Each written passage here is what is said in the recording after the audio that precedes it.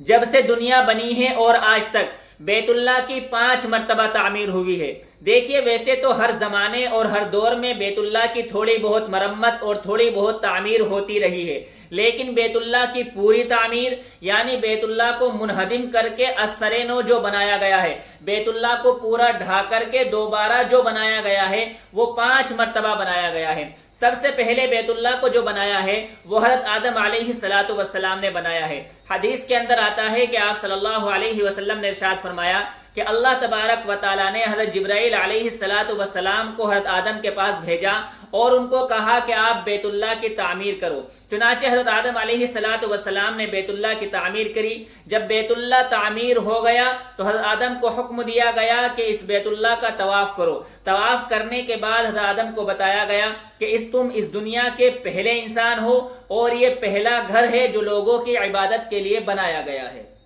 دوسری مرتبہ بیت اللہ کو جو تعمیر کیا ہے وہ حضرت ابراہیم اور حضرت اسماعیل علیہ السلام نے کیا ہے۔ دیکھیے ہوا یہ تھا کہ جب حضرت نوح علیہ السلام کے زمانے میں طوفان آیا تھا تو اس طوفان کی وجہ سے دنیا کی تمام چیزیں ختم ہو گئی تھی، دنیا کی تمام چیزیں مٹ گئی تھی، چنانچہ بیت اللہ کا بھی نام و نشان مٹ گیا تھا اور بیت اللہ کی بھی کوئی علامت باقی نہیں تھی۔ تو اللہ تبارک و تعالیٰ نے حضرت ابراہیم علیہ السلام کو دوبارہ بیت اللہ تعمیر کرنے کا حکم دیا، مگر چونکہ بیت اللہ کا کوئی نام و نشان باقی نہیں تھا، کوئی علامت باقی نہیں تھی، کوئی دیوار باقی نہیں تھی، کوئی بنیاد باقی نہیں تھی، تو اللہ تبارک و تعالیٰ نے حضرت جبرائیل علیہ السلام کو بھیجا۔ حضرت جبرائیل نے جہاں پرانے بیت اللہ کی بنیادیں تھی وہاں آ کر کے نشان لگا دیا کہ ان نشان کے اوپر آپ کو دوبارہ بیت اللہ کی تعمیر کرنی ہے۔ چنانچہ حضرت ابراہیم اور حضرت اسماعیل علیہ السلام دونوں نے مل کر کے بیت اللہ کی تعمیر کی ہے۔ یہ مفصل واقعہ ہے،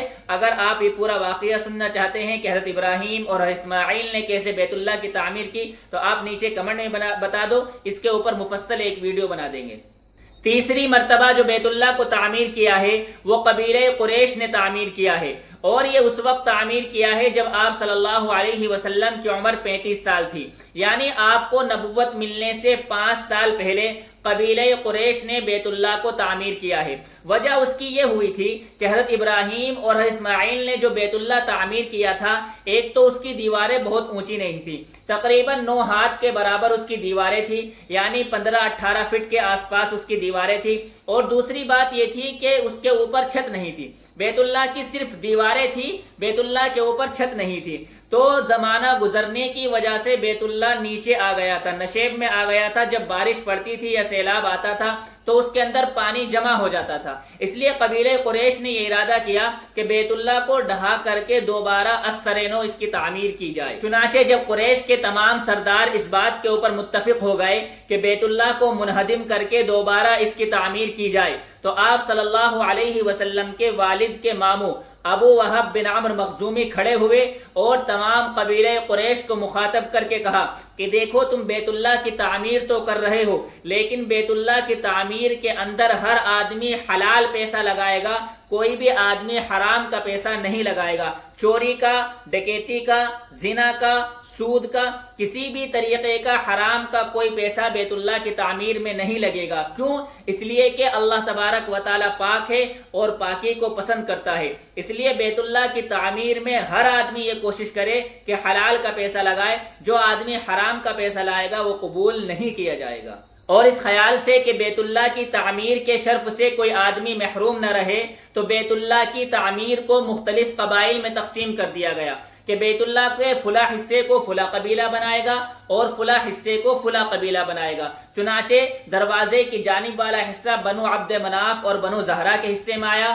اور حجر اسود اور رکن یمانی کے درمیان والا حصہ بنو مخزوم کے حصے میں آیا۔ اسی طریقے سے بیت اللہ کے مختلف حصے مختلف قبائل کے حصے میں آئے۔ اسی درمیان جب یہ تقسیم ہو چکی تھی کہ فلاں حصہ فلاں قبیلہ تعمیر کرے گا، قریش کو یہ خبر پہنچی کہ جدہ کی بندرگاہ پر ایک تجارتی جہاز ٹکرا کر کے ٹوٹ گیا ہے۔ ولید بن مغیرہ کو جیسے ہی یہ خبر پہنچی فوراً وہ جدہ پہنچا اور اس جہاز کے تختے بیت اللہ کی تعمیر کے لیے حاصل کر لیے، اور وہاں ایک رومی آدمی بھی تھا جو تعمیر کرنا جانتا تھا، اس کو بھی اپنے ساتھ ساتھ مکہ مکرمہ لے آیا۔ جب بیت اللہ کو تعمیر کرنے کی تمام تیاریاں مکمل ہو گئی تو اب باری آتی ہے پرانے بیت اللہ کو منہدم کرنے کی، پرانے بیت اللہ کو ڈھانے کی۔ تو پرانے بیت اللہ کو ڈھانے کی کسی کی ہمت نہیں ہو رہی تھی۔ تمام آدمی ڈر رہے تھے کہ اگر ہم پرانے بیت اللہ کو گرائیں گے تو کہیں ہمارے اوپر اللہ تبارک و تعالیٰ کا عذاب نازل نہ ہو جائے۔ چنانچہ ولید بن مغیرہ پھاولا لے کر کے آگے بڑھا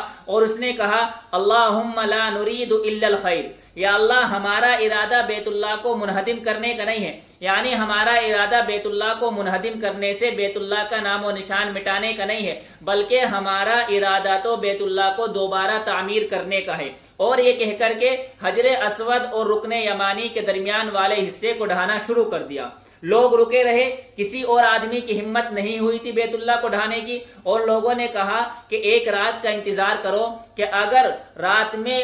ولید بن مغیرہ کے اوپر کوئی آسمانی آفت اور کوئی آسمانی بلا نازل ہوتی ہے تو ہم بیت اللہ کو دوبارہ صحیح کر دیں گے، جو بیت اللہ کا حصہ گرا ہے اس کو دوبارہ تعمیر کر دیں گے، اسی کی اپنی حالت پر باقی رکھیں گے، اور اگر اس کے اوپر کوئی آسمانی آفت آسمانی عذاب نہیں آتا ہے تو ہم ولید بن مغیرہ کے ساتھ شریک ہوں گے اور ہم بیت اللہ کو ڈھائیں گے اور دوبارہ تعمیر کریں گے۔ چنانچہ جب رات گزر گئی اور دیکھا کہ ولید بن مغیرہ صبح پھاولا لے کر کے پھر حرم کے اندر آ گیا ہے اور ڈھانا شروع کر دیا ہے، تو لوگوں نے کہا کہ اللہ تبارک و تعالی ہمارے اس عمل سے راضی ہے۔ چنانچہ تمام لوگ بیت اللہ کو منہدم کرنے میں لگ گئے اور تمام لوگوں نے پوری محنت کے ساتھ اور پورے دل و جان کے ساتھ تمام لوگ اس کام کے اندر شریک ہو گئے، اور اتنا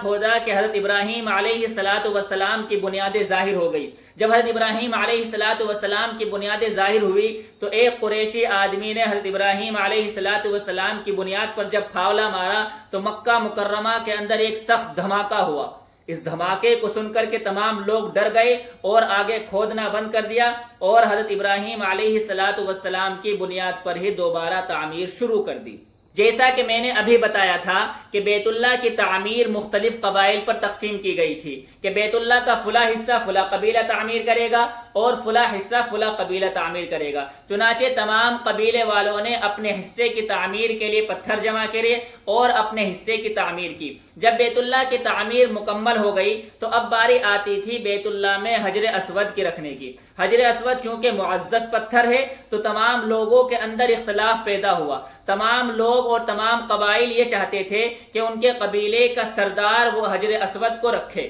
بیت اللہ کے اندر حجر اسود کو ان کے قبیلے کا سردار رکھے۔ کوئی بھی آدمی پیچھے ہٹنے کو تیار نہیں تھا۔ تمام قبائل والے تلوار کھینچ کر کے کھڑے ہو گئے اور نوبت یہاں تک آ گئی کہ ان کے درمیان آپس میں جنگ اور قتل و قتال ہو جاتا۔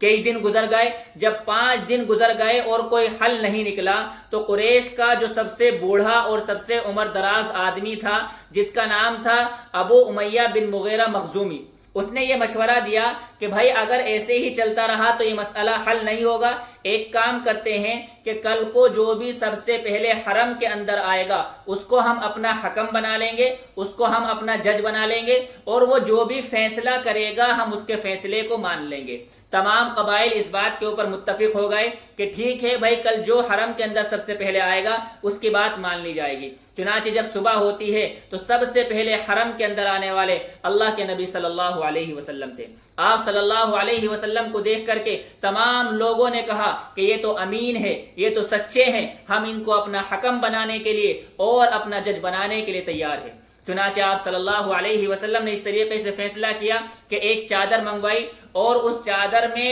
اپنے دستے مبارک سے حجر اسود کو اٹھا کر کے اس چادر میں رکھ دیا اور تمام قبیلوں کے سرداروں کو بلایا اور ان سے کہا کہ آپ سب اس چادر کے کونوں کو پکڑ لو۔ تو تمام قبیلوں کے سرداروں نے چادر کے کونے کو پکڑ لیا اور جب بیت اللہ کے پاس لے کر کے آئے، جہاں حجر اسود کو رکھنا تھا وہاں لے کر کے آئے، تو آپ صلی اللہ علیہ وسلم نے اپنے دستے مبارک سے اٹھا کر کے حجر اسود کو وہاں رکھ دیا۔ اس طریقے سے جو اتنا بڑا اختلاف اور اتنا بڑا جھگڑا تھا، آپ صلی اللہ علیہ وسلم نے اپنی ذہانت اور اپنی سمجھداری سے اس کو حل کر دیا۔ چوتھی مرتبہ حضرت عبداللہ ابن زبیر رضی اللہ تعالیٰ عنہ نے بیت اللہ کی تعمیر کی۔ یزید کے زمانے میں منجنیق سے بیت اللہ پر پتھر برسے تھے جس کی وجہ سے بیت اللہ کی دیواریں ٹوٹ گئی تھی، تو حضرت عبداللہ ابن زبیر رضی اللہ تعالیٰ عنہ نے بیت اللہ کو پورا منہدم کر کے دوبارہ بیت اللہ کو اپنے اعتبار سے تعمیر کیا تھا۔ 5ویں مرتبہ عبد الملک بن مروان کی دور حکومت میں حجاج بن یوسف نے بیت اللہ کو تعمیر کیا تھا۔ تو یہ 5 مرتبہ ہے پوری تاریخ کے اندر کہ بیت اللہ کو پورا منہدم کر کے دوبارہ بنایا گیا ہے۔ اس کے علاوہ بیت اللہ کے اندر تھوڑی بہت تبدیلی یا تھوڑی بہت مرمت بیت اللہ کی ہوتی رہی ہے۔ بیت اللہ کو جو پورا تعمیر کیا گیا ہے منہدم کر کے، یہ تاریخ کے اندر صرف 5 ہی مرتبہ ہوا ہے۔